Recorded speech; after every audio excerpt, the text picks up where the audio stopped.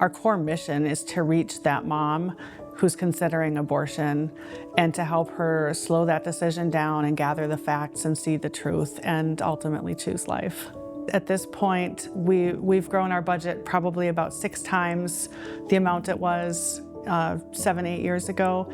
We've gone from having one mobile clinic that was open 2 days a week for 4 hours to being open 6 days a week, and going from a staff of 2 to a paid staff of 7 with about 40 volunteers. Over the first 7 years I was with Alpha, we had parked our clinics in 5 different locations. Some of them were not very convenient. Some of the buildings were sold while we were renting. It's been a constant headache since I started, and we were able to actually purchase our own garage space. We moved in November of 24, and we're now able to store both vehicles side by side in a safe, secure spot in Prior Lake, which is an excellent location for us as a hub for all of the areas that we serve, and at a cost that's equivalent to about what we were paying in rent previously.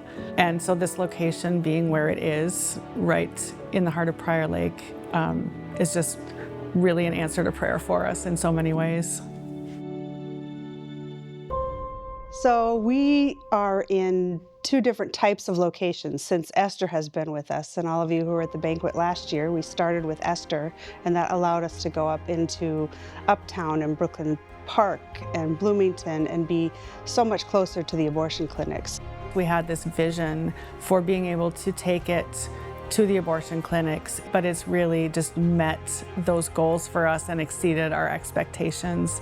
Last year, we increased the number of new clients that we saw by 65%, and we were able to save 34 babies that we know of. We're not just seeing more patients, we're seeing the right patients. We're seeing those women who are making those decisions for abortion or for life. Our staff is out there on the front lines, and it's not easy work. They face hardship, they face, people yelling at them and gesturing at them, and sometimes just being really rude in all kinds of ways. Some of it you kind of have to laugh, otherwise you would just... You do have to. Right? Oh I mean, my gosh. From what we've been called, if we can't even say it on camera. No, I was thinking about it on the way here. Literally to our faces. What could I substitute some of the words? I'm like, yeah, that doesn't think even of work. some of the worst things you could be called. And they also face the heartbreak of seeing women whose lives are really difficult and seeing women who do choose to go forward with those abortions. And sometimes our nurses and our sonographers are the only people to see that particular baby alive, to see its face. And that is a very, very heavy burden. There have been times where we've all cried all the way home. And these women on our staff, they show up day in and day out, and they celebrate those joys, and they feel those losses very deeply. And they're incredible people to be able to keep doing that. And I just want to thank our donors for being able to support them, and we ask you to continue to pray for all of our staff and our volunteers who are serving women every single day. We really want to save the babies, right? But in doing that, we hear the stories of the women.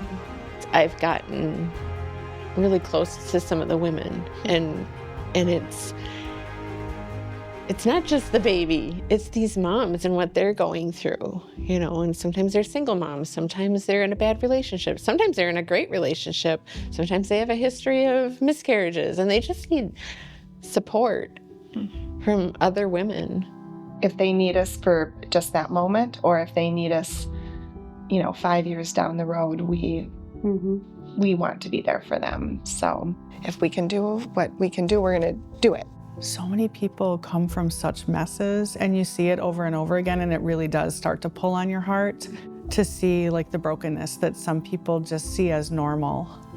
And so to be able to, put a stick in the wheel of that and just stop that, if that was possible, I think that would be worth every penny we could spend on it. That there is a need, and there's a desire, there's a hunger that they have to straighten things out and to live better. They want to make their own lives better, and they want to make life better for their children.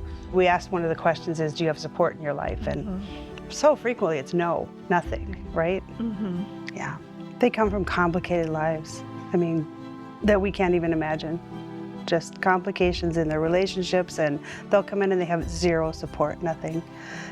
In the past, we've had a life coaching model, and we are moving toward a licensed counseling therapy model. We've written some grant applications, and we really want to be able to fund this really important tool. Having a professional counselor with an expanded number of sessions that we can offer would really provide those tools to women. You know, we're really not going to leave her out there on her own. We're going to come alongside and help her figure it out. The only thing really holding us back from doing more, serving more women and saving more babies, is money. We have the vehicles, we have the garage, we have the staff, we have the process. We just need to be able to fund the mission to have both vehicles out at the same time every day.